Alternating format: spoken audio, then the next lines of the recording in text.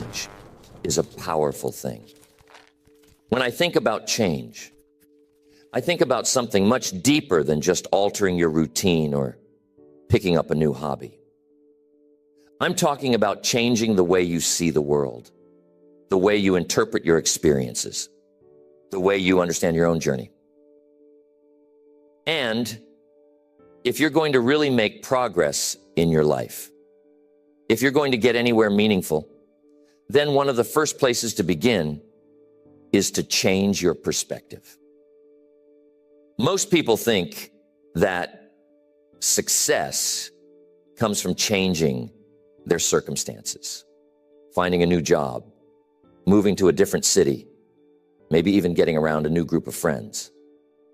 And sure, all those things can make a difference. But if you haven't changed how you think, if you haven't adjusted the lens through which you see the world, those changes will only be temporary. You'll find yourself slipping back into old habits, stuck in the same old ruts, facing the same struggles. It all starts with perspective. Here's what I mean by that.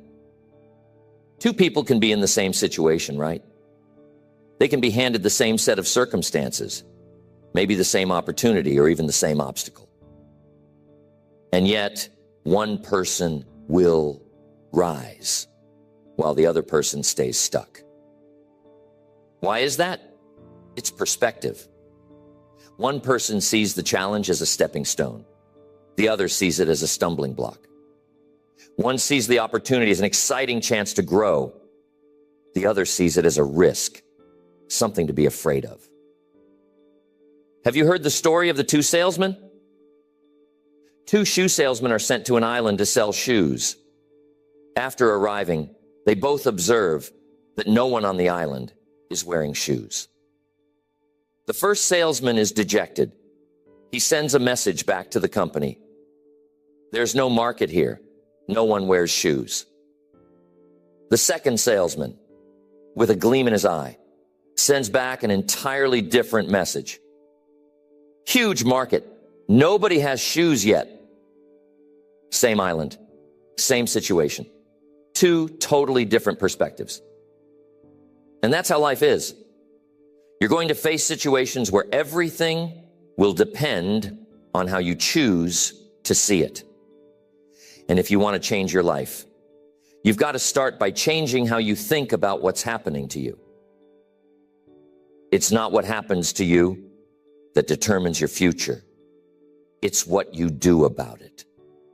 It's how you interpret it, how you frame it, how you respond to it. Think about the person who constantly says, nothing ever goes right for me.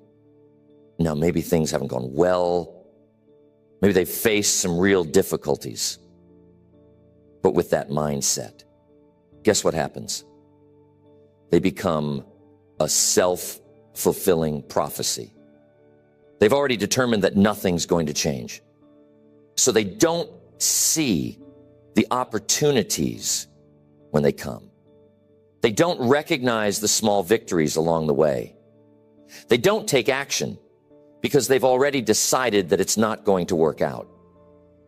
The problem isn't their circumstances. The problem is their perspective. Now, this may surprise you. Problems are a good thing. I'll say that again. Problems are a good thing. They're what make us grow. They force us to stretch, to think differently, to become resourceful. If you have the perspective that problems are nothing more than obstacles, roadblocks in your way, then every time you face one, you'll feel frustrated. You'll feel stuck. But if you can change your perspective and start seeing problems as opportunities for growth, everything changes. Now, I'm not saying it's easy. It takes work to change how you think, especially if you've spent years seeing things in a certain way. But here's the good news. You can do it. And you don't have to change everything all at once. Start with just one area of your life. Maybe it's your finances. Instead of seeing your financial challenges as burdens, start asking yourself, what can I learn from this? How can I grow through this experience? What opportunities might be hidden here that I haven't seen yet? It's like the old saying, when the student is ready, the teacher appears. Sometimes the teacher isn't a person. It's a challenge. It's an obstacle. It's life presenting you with an opportunity to learn something new, to develop a new skill, to cultivate a new mindset. So many people fear failure. They avoid it like the plague. They think that if they fail, it's a reflection of their worth, their value. But here's what I've learned. Failure is simply feedback. It's information. It's the world telling you, hey, this didn't work. Try something different. But if you're stuck in a negative perspective, you'll see failure as the end of the road instead of a detour. You've got to change the way you look at failure if you want to succeed. I remember reading about Thomas Edison and his process of inventing the light bulb. They say he failed thousands of times before he finally got it right. And when someone asked him about all those failures, do you know what he said? He said, I haven't failed. I've just found 10,000 ways that won't work. Now that's perspective. Where most people would have given up after the first few failed attempts, Edison saw every failure as progress. He knew he was getting closer with each try, not further away. How do you handle failure? Do you let it stop you, or do you use it as a stepping stone? Your perspective on failure will determine how far you go. If you can learn to see it as a teacher, as a guide, you'll find that your setbacks are really just setups for your comebacks. But it's all about perspective. Another important thing to understand is that you have to be grateful for what you have. Being grateful is one of the most powerful ways to change your perspective. When you're focused on what's wrong, on what you don't have, on what's missing, you create a mindset of scarcity. You feel like there's never enough time, never enough money, never enough opportunities. But when you're grateful, when you focus on what you do have, on the things that are going right, something amazing happens. Your perspective shifts. Suddenly you begin to see abundance where before you saw lack. You start to notice opportunities where before you saw limitations. And I'm not just talking about being grateful for the big things, like promotions or winning the lottery. It's the little things that make the biggest difference. The fact that you have food to eat today, the fact that you have people in your life who care about you, the fact that you woke up this morning with the ability to make today better than yesterday. When you train your mind to focus on what you're grateful for, you're shifting your entire perspective. You're teaching yourself to see the good, even when life isn't perfect. And I'm telling you, life will never be perfect. But when you learn to find the good in every situation, you create a powerful shift in your mindset. You stop focusing on what you can't control and start focusing on what you can. One of the biggest places where perspective can make or break your happiness is in your relationships. How do you view the people in your life? Are they a source of frustration, or do you see them as a gift? It's easy to focus on what people are doing wrong, isn't it? It's easy to notice the things that annoy you, the things that don't go your way. But if you want to change your relationships, you've got to change how you see the people in your life. Start looking for the good. Start paying attention to the things they do right. Maybe your spouse isn't perfect, but they've got some wonderful qualities. Are you noticing those? Maybe your kids drive you crazy sometimes, but they also bring joy into your life. Are you acknowledging that? Here's something I've found to be true. When you focus on the good in others, they tend to show more of it. It's almost like what you focus on expands. If you're always criticizing, always pointing out the flaws, guess what you'll keep seeing? More flaws. But when you start to appreciate the good, when you express gratitude for the things people do right, suddenly your relationships begin to shift, and the people in your life start to feel appreciated, which makes them want to do even better. It all comes back to perspective. The way you see the world shapes your world. If you're always looking for problems, you'll find them. If you're always looking for opportunities, you'll find those too. If you're focused on what's lacking, you'll always feel like something's missing. But if you focus on what's already abundant, you'll feel rich, no matter what your circumstances are. So how do we make this shift? How do we go from a negative perspective to a positive one? From a mindset of scarcity to one of abundance. It starts with awareness. You've got to catch yourself in those moments when your perspective is working against you. Challenge yourself to find a new way of seeing things. What's the lesson in this situation? What's the opportunity? What can I learn here? What can I be grateful for? If you start thinking this way, I guarantee your life will change.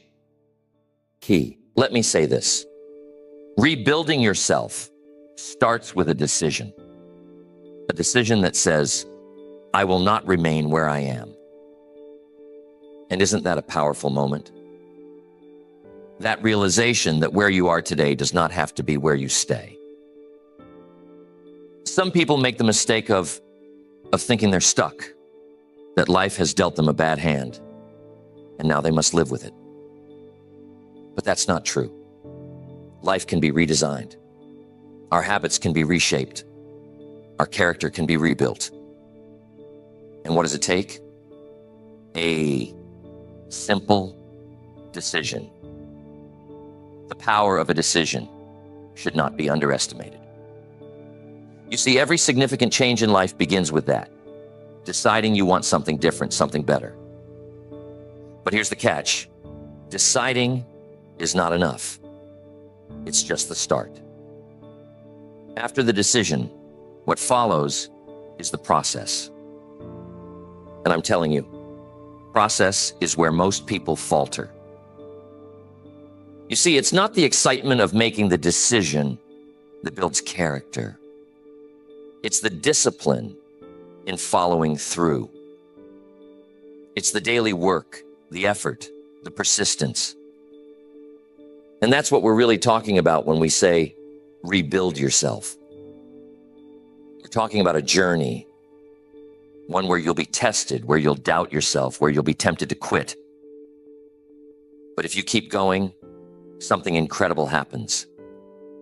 You begin to shape a new version of yourself. Slowly, steadily, brick by brick, you rebuild. Now, one of the first steps in this rebuilding process is to take inventory. You can't build on a shaky foundation. And so the first step is to evaluate where you are. What's working? What's not? What habits? What thoughts? What beliefs have been holding you back? You've got to take a close look at your life and ask, what must change? Because rebuilding is not about patching up holes in the wall.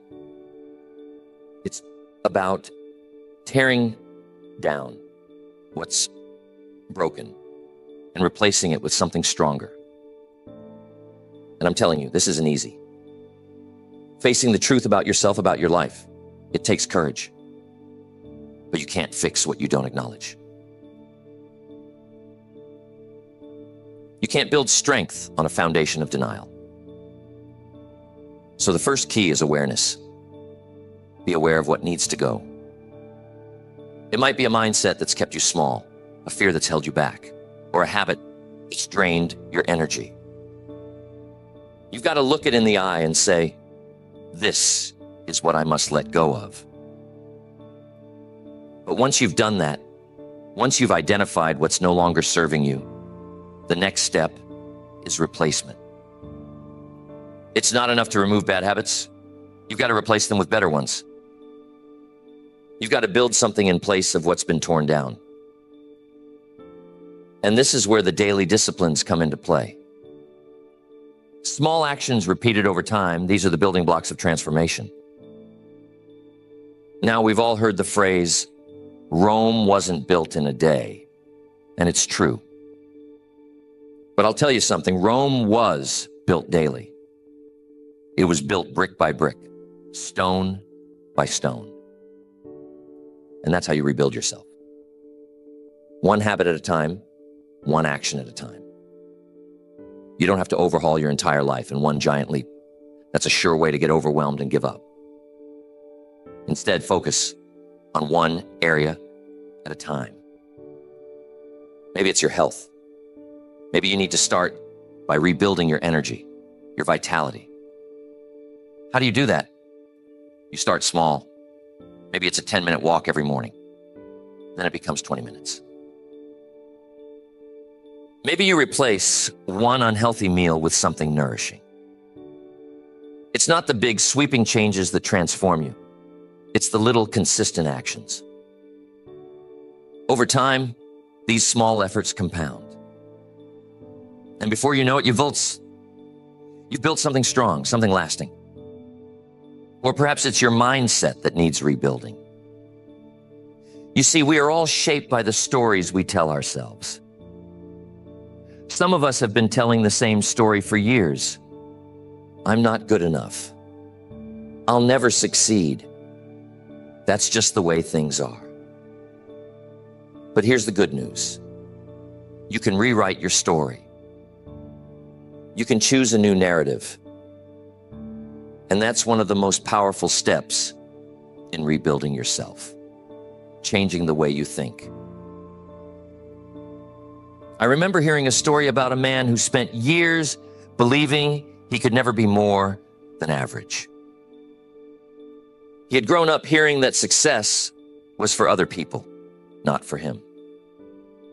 And so he lived his life that way, just getting by, never reaching for more. One day, someone challenged him. They said, "Who told you that story? Who said you had to be average?" That question woke him up. He realized that the limits he had placed on himself were just that, self-imposed. And from that moment on, he decided to rewrite his story. He started telling himself a different narrative, one of success, one of possibility. And guess what? His life changed. Not overnight, but steadily. As his beliefs changed, so did his actions. And eventually, his life followed suit. So ask yourself, what story have you been telling yourself? And more importantly, what story do you want to live? You see, we all have the power to change our narrative, but it requires intentional effort. It requires us to challenge those old beliefs, to replace them with new, empowering ones. But here's something critical. Rebuilding yourself is not a solo journey. You need support. You need people around you who will hold you accountable, who will encourage you when the going gets tough. That's why I always say, surround yourself with the right people. If you're trying to build a new version of yourself, but you're surrounded by people who don't believe in growth, who are content to stay stuck, guess what? it's going to be that much harder for you to rise above. You've got to find those who are on the same journey, who understand the importance of growth and are committed to it. And remember, no one builds a house alone. You need a team, whether it's mentors, friends, or a community that shares your values. They'll help you stay the course when you feel like giving up. They'll remind you of your potential when you doubt yourself. And most importantly, they'll celebrate with you when you reach those milestones. Patience. We live in a world of instant gratification. We want results now. But rebuilding doesn't work that way. Growth takes time. Think about it. When a seed is planted, it doesn't sprout into a tree overnight. It takes time to grow roots, to push through the soil, to reach for the sunlight. And so do we. So be patient with yourself. Understand that progress may be slow, but it's progress nonetheless. And let me add this. Don't compare your journey to someone else's. This is your process. Someone else may seem to be further along, but that's not your concern. Your only focus should be on your own growth, your own rebuilding. Every person's journey is different, and that's okay. What matters is that you keep going. There's a story I love about bamboo. You know, bamboo takes years to grow. For the first few years, nothing seems to happen. It stays beneath the ground, no visible growth. But then, after several years, it shoots up almost overnight. That's because during those years of seeming inactivity, it's developing a deep root system, preparing for the rapid growth to come. And that's how it is with us. Sometimes we're working hard, making changes, but we don't see the results right away. Don't be discouraged. Stay committed to the process, because when the time is right, that growth will come. The key is to stay the course, even when it seems like nothing is happening. So as you start rebuilding yourself, remember these principles. Make the decision, take inventory, build new habits, rewrite your story, surround yourself with the right people, and most importantly, be patient. There will be challenges, no doubt about it. There will be days when you want to quit. But if you keep going, if you trust the process, you'll emerge on the other side stronger, wiser, and better than before. Remember, rebuilding yourself is not just about reaching a destination. It's about becoming the kind of person who is capable of achieving what you desire. It's about the growth, the lessons learned along the way. And when you look back, you'll realize that the process of rebuilding was the real reward. Because you didn't just build a new life, you built a new you.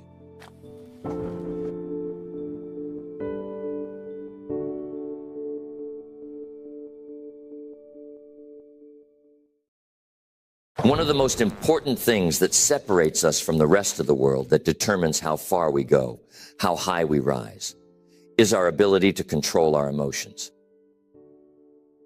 Now, it's easy to talk about controlling emotions when everything is going well. When life's smooth, when things are falling into place, when the sun is shining and you've got a good day. Well, sure, it's easy to stay calm, to stay collected. But when life throws you a curveball, when your plans don't work out, when you experience disappointment, now that's the test. I've been there before. I know what it's like to have things go wrong, to feel frustration, to face challenges that seem overwhelming. I've been in situations where I wanted to give in to those negative emotions anger, fear, worry. But I'm telling you, giving in to those emotions will only take you further from your goals.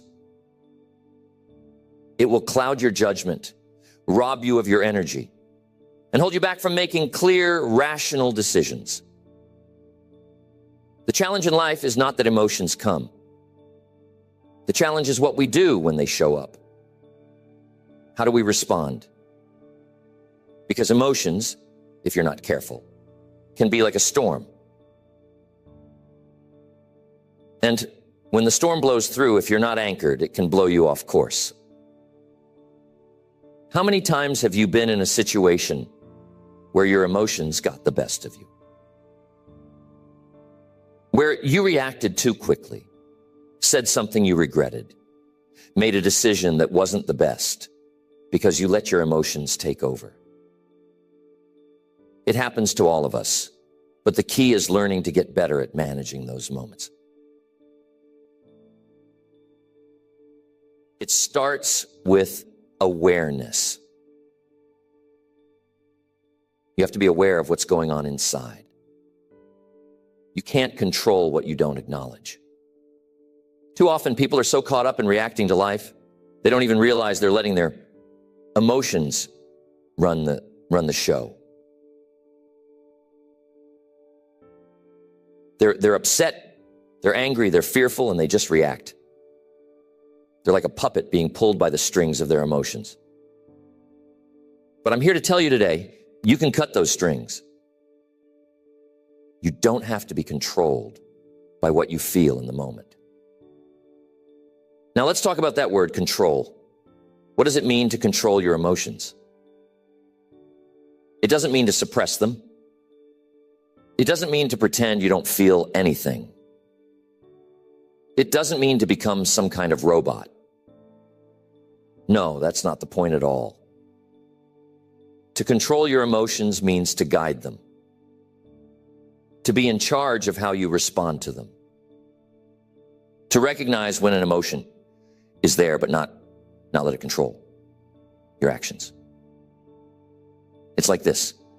Imagine you're driving a car and your emotions are in the back seat. They're with you, sure, you can't throw them out of the car. But here's the key. They don't get to drive. You're the one behind the wheel. They might make some noise back there. They might try to get your attention.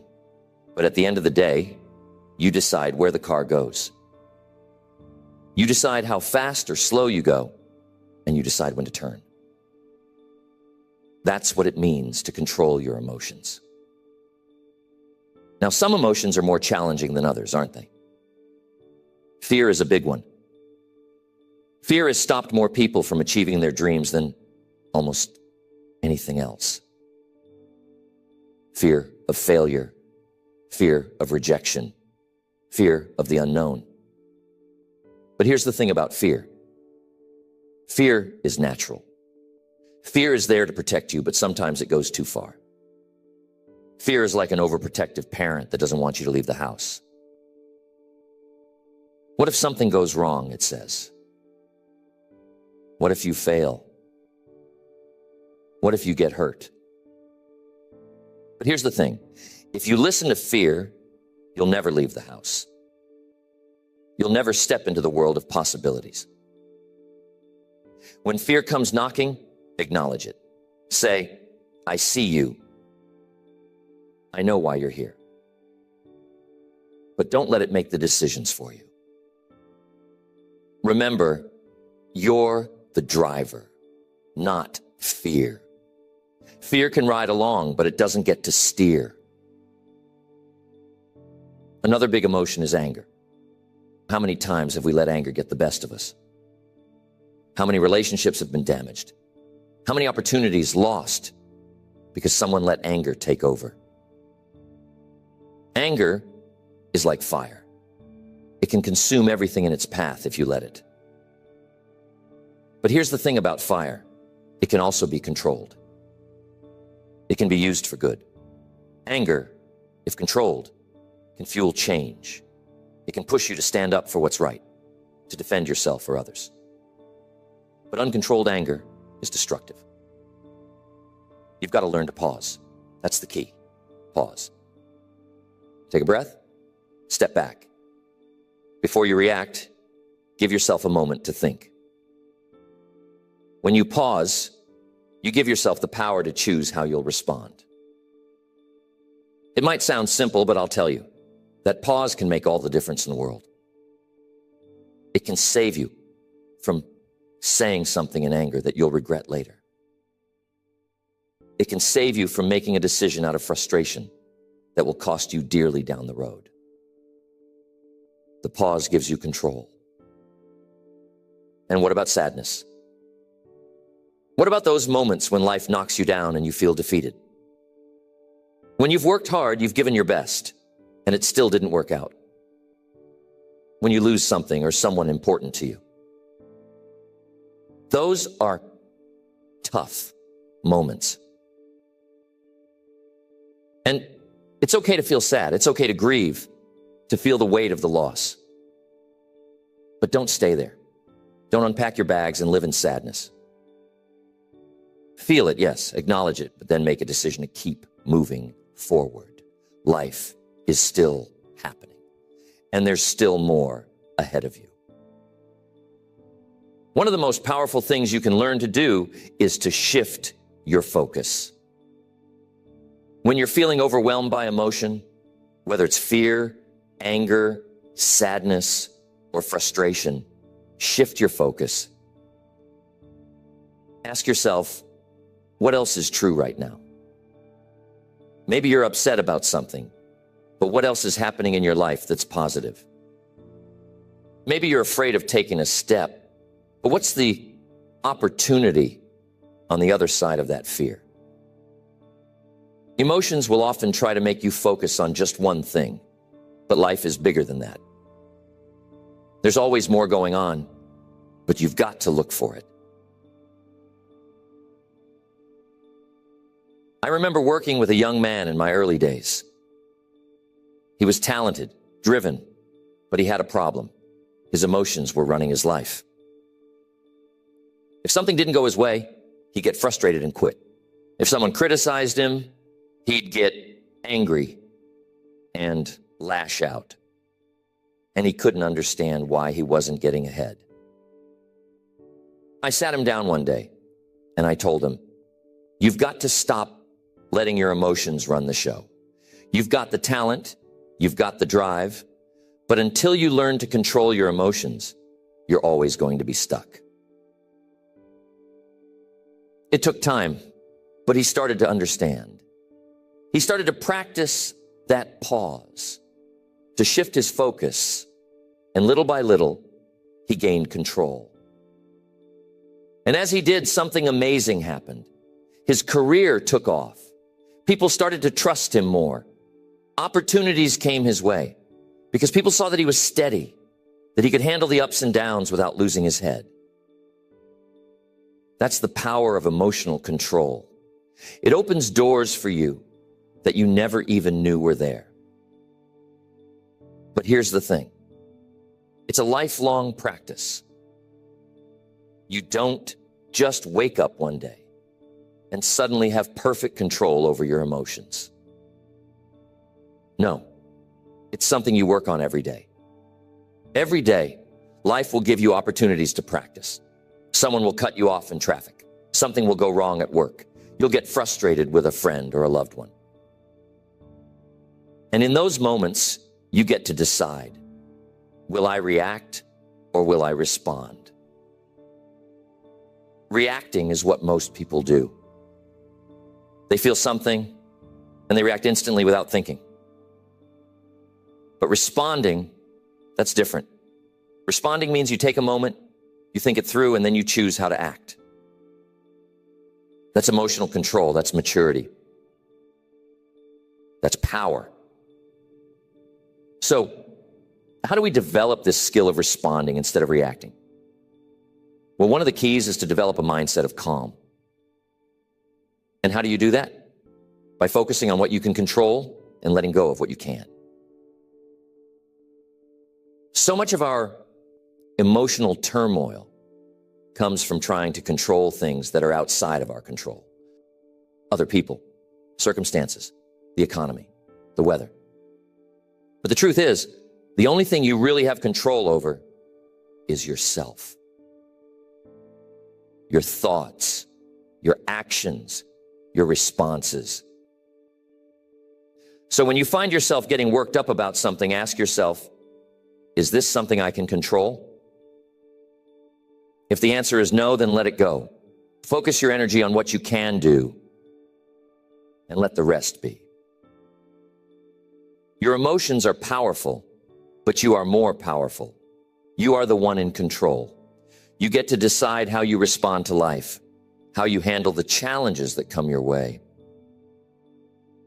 And when you learn to control your emotions, you'll find that life becomes so much more manageable. You'll have more energy, more clarity, and more peace. And that's a life worth living.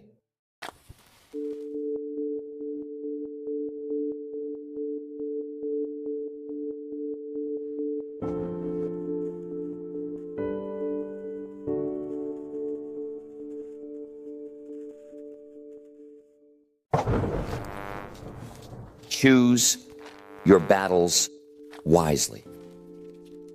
You see, life is full of challenges. It's full of conflicts, big and small. Now, some of these battles are worth fighting, but some of them, well, they're just distractions. So how do we know the difference? How do we decide which battles are worth our time and energy? Think of it like this. Not every battle that comes your way is meant to be fought. Some battles are just noise. And if you get caught up in all that noise, you'll miss the music. You'll miss the melody of life. It's easy to get swept away by every challenge, every criticism, every minor inconvenience that comes our way. But let me tell you something. If you're always putting out fires, you won't have time to build your dreams. You won't have the energy to focus on what really matters. I remember a time early in my career when I was working on a project that required a lot of my attention. I was focused, determined. But then out of nowhere, little battles started to pop up. Petty disagreements with colleagues, small issues that seemed to demand my attention. I found myself getting sucked into these minor skirmishes. And let me tell you, they were draining my energy, distracting me from the bigger picture. One day, my mentor, Mr. Schaff, sat me down. He said, "Jim, you've got to learn to choose your battles. Not every fight is yours to fight." And that was a turning point for me. So how do we make that choice? How do we decide which battles are worth our effort? Here's the first principle. Look at the cost versus the reward. Now, I'm not just talking about money. I'm talking about time, energy, and focus. You see, every battle costs you something. It costs you time, it costs you emotional energy, and sometimes it costs you your peace of mind. So before you engage in a battle, ask yourself, what will this cost me? And more importantly, what will I gain from it? If the cost is greater than the reward, then maybe it's a battle you can walk away from. Now, don't misunderstand me. Walking away doesn't mean you're weak. Sometimes it takes more strength to walk away than to stand and fight. Because let me tell you, pride can be a costly thing. Sometimes we get into battles just to prove a point, just to defend our pride. But at the end of the day, what do we gain? A momentary sense of victory? A hollow win? Remember this, you don't have to attend every argument you're invited to. You don't have to prove your point to everyone. Sometimes the greatest victory is to simply walk away with your peace of mind intact. Let's take a second to think about that. Think about the last week or maybe the last month. How many times have you been drawn into conflicts that, in the grand scheme of things, just didn't matter? How many times have you wasted your energy on battles that didn't bring you any closer to your goals? You see, life is short, and our energy, our time, it's precious. We can't afford to squander it on trivialities. Now, there are some battles that you must fight. Battles for your values, your principles, your dreams.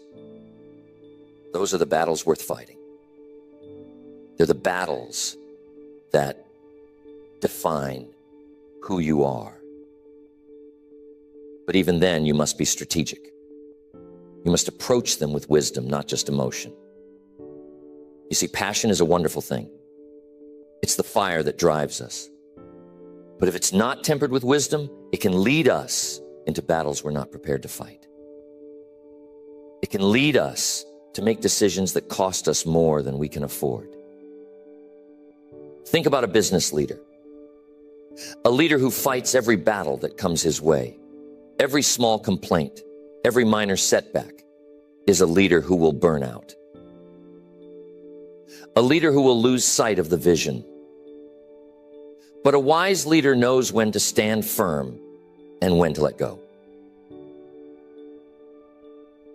He knows that some battles are distractions, diversions designed to take his eyes off the goal. And it's the same in life. We must learn to discern which battles are mere distractions and which are truly significant. Now, let me ask you this. What are your non-negotiables? What are the principles, the values that you are willing to fight for? You see, when you know what you stand for, when you know what's truly important to you, it's easier to recognize which battles are worth fighting. Because not every battle is a battle for your values. Some are simply battles for your ego. And there's a difference. Sometimes the battles we face aren't external. They're internal. They're battles within ourselves, battles with our own fears, our own insecurities, our own doubts. These are the battles that are truly worth fighting.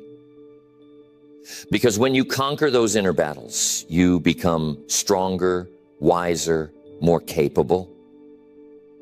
And that strength, that inner victory, gives you the clarity to choose your external battles wisely. But here's the catch. These internal battles require honesty. Brutal honesty.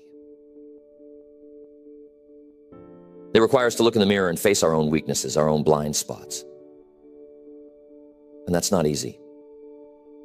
It's uncomfortable. But it's necessary. You know, there's a saying that goes, you can win the battle and lose the war. And that's true in life as well. Sometimes we get so focused on winning a small battle, a disagreement, a conflict, that we lose sight of the bigger picture. We win the argument, but we lose a friend. We prove a point, but we damage a relationship. We defend our pride, but we lose our peace. So we have to ask ourselves, is it worth it? Is this battle worth the potential loss? And sometimes when we step back and take a broader view, we realize that it's not. Here's another key principle: timing. You see, even if a battle is worth fighting, timing is crucial. There's a time to speak and a time to be silent, a time to act and a time to wait.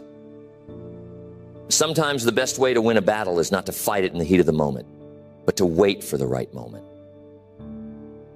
To approach it with calmness, with clarity.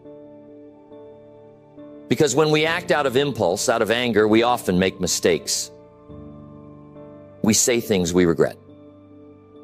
We do things we wish we hadn't. So choose your timing as wisely as you choose your battles. And I'm telling you, sometimes choosing your battles wisely means choosing not to fight at all. It means choosing peace over conflict. It means choosing to be the bigger person. That doesn't mean you're conceding defeat. It means you're choosing your own well-being, your own peace of mind over needless conflict. You're choosing to focus on what truly matters, to keep your eyes on your goals, your dreams, your vision. Now, I'm not saying this is easy. It takes discipline. It takes self-control. It takes the willingness to let go of the need to always be right, to always have the last word. But the rewards are immense. You gain peace of mind. You gain clarity. You can serve your energy for the battles that truly matter. Now, one of the most important places to choose your battles wisely is in your relationships. In any relationship, whether it's personal or professional, conflicts are inevitable. There will be disagreements, differences of opinion.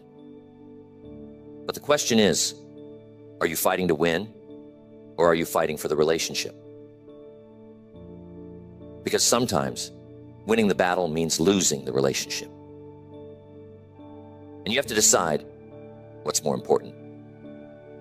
Sometimes it's better to let go of being right, to let go of the need to win in order to preserve the relationship. That's choosing your battles wisely. And here's something else to consider. Sometimes the battles we choose not to fight set the stage for greater victories. By walking away from the small, insignificant battles, we conserve our energy, our focus for the battles that truly matter. We prepare ourselves for the challenges that will define our journey, our success. We become stronger, more resilient. So let me ask you, what battles are you fighting today? Are they battles worth your time, your energy? Are they bringing you closer to your goals, your vision, your values? Or are they distractions, diversions taking you away from what truly matters? You see, wisdom is not just about knowing what to do. It's about knowing what not to do. It's about knowing which battles to fight and which to walk away from. It's about recognizing that our time, our energy, our focus are limited resources. And we must guard them, protect them, use them wisely. So, as you go forward, remember this. Not every battle is yours to fight. Choose wisely. Choose with discernment. And remember, sometimes the greatest victory is not in the fighting, but in the choosing.